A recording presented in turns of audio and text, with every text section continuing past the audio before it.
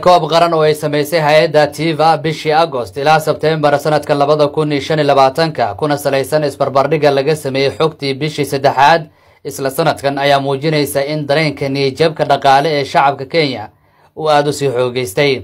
sidaynu ka soo xignay hay'adda TIVA 64% dadka reer Kenya ayaa sheegaya in xaaladooda dhaqaale ee shakhsiga ah iyo midda qoyska ay hoos u dhacday tan iyo markii xukuumadda Kenya Kwanza ay xafiiska la wareegtay sanadkii 2022.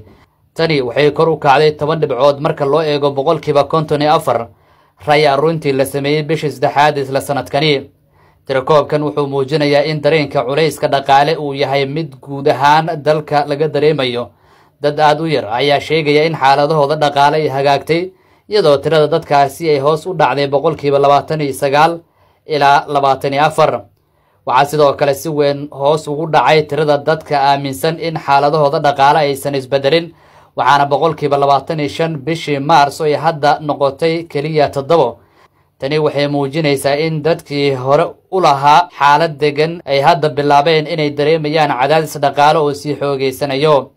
ray aruurinta TIVA waxay sidoo kale shaaca ka qaaday sheekooyinka bulshada ay hadal hayaan ee la xiriira sare u kaca qiimaha nolosha, canshuuraha cusub iyo dakhliga taagan, taasoo sababtay in qoysas badan ay la tacaalaan sidii ay u dabooli lahaayeen baahiyahooda asaasiga.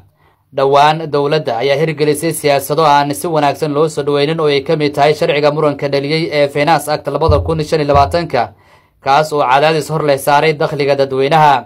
xukuumadda Kenya Kwanza oo haatan sanadkii saddexaad galayso ayaa weli ku adkaysanaysa in qaab dhismeedka dhaqaale ee bottom up uu yahay mid muddo fog wax ka bedeli doona dhaqaalaha dalka, isla markaana uu hoos u dhigi doono qiimaha nolosha.